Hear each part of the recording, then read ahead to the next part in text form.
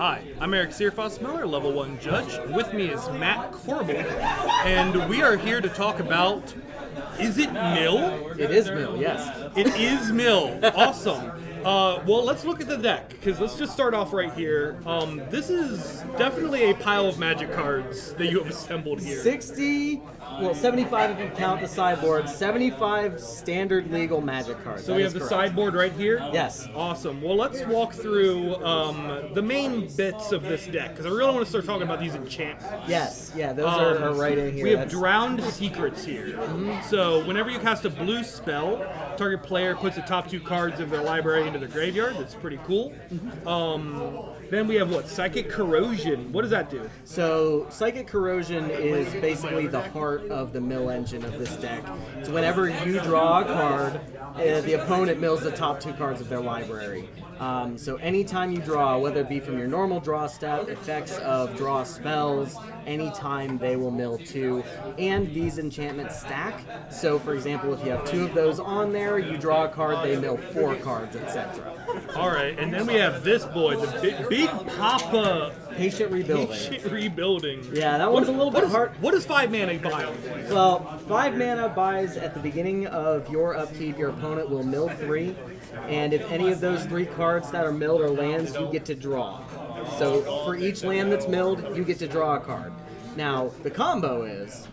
Right here. Yes, exactly. Oh my god. Yes. So for example, you have a Patient Rebuilding, they mill 2 lands. You draw 2 cards, they mill 4 from those lands, and then you draw and they mill from that. Oh my god, that's incredible. Now these were in standard before the rotation, but with the addition of Drowned Secrets, I figured, why not? Let's throw it in there and see what happens, because I had a similar version to this earlier, and it was okay. It wasn't the best, but now all of your counter spells, all of your stay alive tools, all of your multicolored spells, blink of an eyes, the Electromancers, your sleeps, any other copies of Psychic Corrosions, Drowned Secrets. If you play a late search for Escanta, when those come out, if a Drowned Secrets is on the board, it's just adding to the amount that you're milling out of. That's all right. So that's a really interesting engine we have going on. So past that, obviously you have Opt, triggers your draws. Your basic cantrips. Yes. Basic cantrips. You have Sinister Sabotage as your counter spell. Why Sabotage over Ionize? So the reason is you aren't trying to win the game through damage. Correct. So the reason being is, you Sinister Sabotage something, and you don't want to get to the point in the game where it's middle of the game and you sabotage, best case scenario, you sabotage a Teferi, or you sabotage like a Crackling Drake, or something that's a big to medium threat, and you surveil and you see that you're going to just pick up a mountain or an island. And that's not going to help you at all. So instead of just dealing 2 damage to your opponent, which is irrelevant, you can take that island or mountain or basic land or whatever, or if you already, if your opponent's not playing a creature deck, a sleep or a cannonade in the main deck, you just pop that into your graveyard, and that gets you closer to the cards that are actually more relevant in the matchup. So that's why the Sabotages are in the deck. All right. Then I wanted to ask, with the Electromancers, are you tapping out turn 2 for that or Escanta? I would say that more depends on the matchup. If I need a body against like Celestia tokens to make sure that early chip damage isn't coming in, I may tend to go towards the Electromancer, especially if I have a handful of Blink of an Eye and things like Chart a Course or Lava Coils. I might put the Electromancer down. If from what I can see my opponent is playing a slower deck, I'll put an Escanta down just early, just so that way I get that engine going a little bit faster. So it's very matchup dependent. Okay, now this has been kind of sticking out like a sore thumb. It's your only singleton in the deck. Let's talk about the Sift. Yes, Sift. So the reason that the Sift in there, it is a little bit of a relic from the past. I have been toying with replacing this just with another Chemister's Insight. The only reason that it hasn't gone away is just because drawing 3 cards in a single turn, especially if you have 1 to 2 Psychic Corrosions and a Drowned Secrets, that's That's a lot of milk. Exactly. That's what I like to refer to as just like a burst turn. That's pretty good. Yes. So and what's also nice too is even there are cards in here that are going to be situational in every matchup. I never think it's a bad thing if you have a card that you can sideboard out. Yep. So I mean, that's pretty awesome. So let's move on.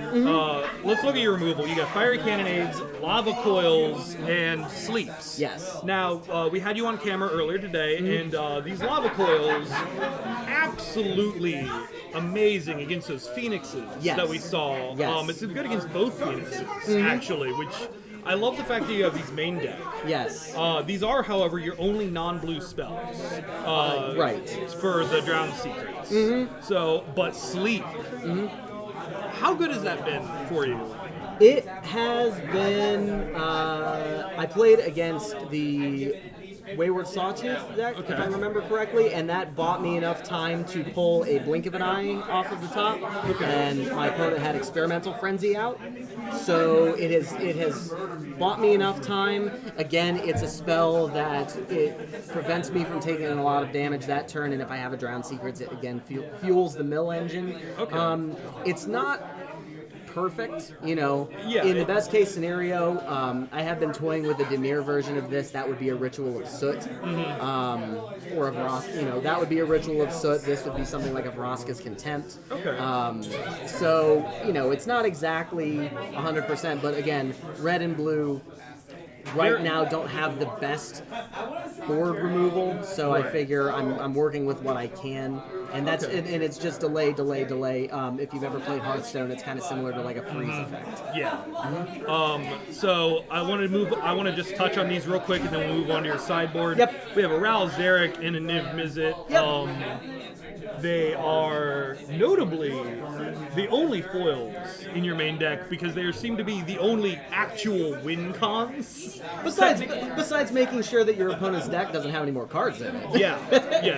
And yes. I just think having those as a one-of seems like a really good value play. Yeah, exactly. Because you're not sacrificing a lot of. I'm sorry, you're not sacrificing a lot of other card slots for them, and they're just very powerful individual magic. Exactly. I mean, if you untap with a Niv Mizzet in play, you draw off the top, you're dealing them a damage. You're going to win a lot of games. Exactly. You've got a handful of Chart of Courses, you've got a Chemister's Insight in the graveyard. It's got, heaven forbid, absolutely. You've got an Electromancer on there. We're at 22 lands, if I'm counting correct. Yes.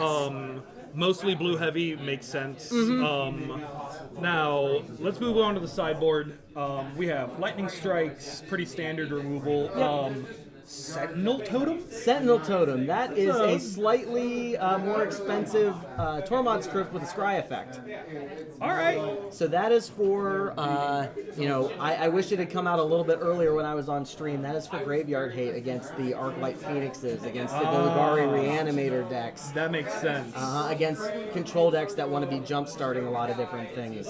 Now, while you have that in there and you haven't flipped your Escanta, it's a little bit, it hurts you a little, but not nearly as much against the decks that you want to go ahead and bring that in against. All right, and then you have your standard counterspell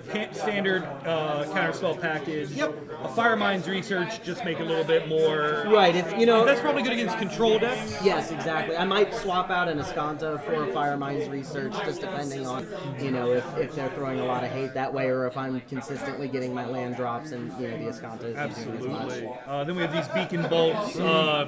Basically, I feel like that's just for big creatures. Big creatures, flying creatures, Lyras, Aurelias, Crackling Drakes, things like that. You have your own Crackling Drakes just in case? Yep, I mean, if I find out that either I'm playing a deck that's too fast to mill or something where I just need some bodies on the board just to take some hits and stay alive, or absorb some counter spells so that way my more important stuff stays alive on there.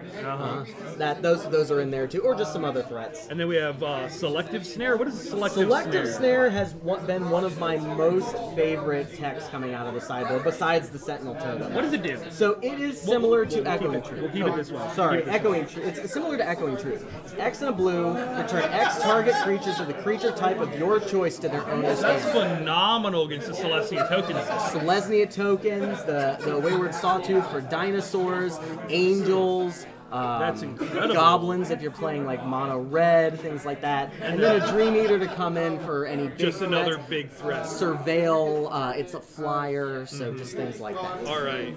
So I think that wraps up the deck. Do you have any last thoughts on what have you been enjoying this? Oh my gosh, it's been a blast. And I feel like you've come with a couple different interesting brews. I think you were here Friday with like a mono red thing. Was that? So I was here last Wednesday Yeah. with 1,000 Year Storm. Yeah. So you're definitely bringing these fun Izzet brews. Well, Yes. thank you very much. Not a problem. Thanks for having me on. This has been a treat. I mean, Yup.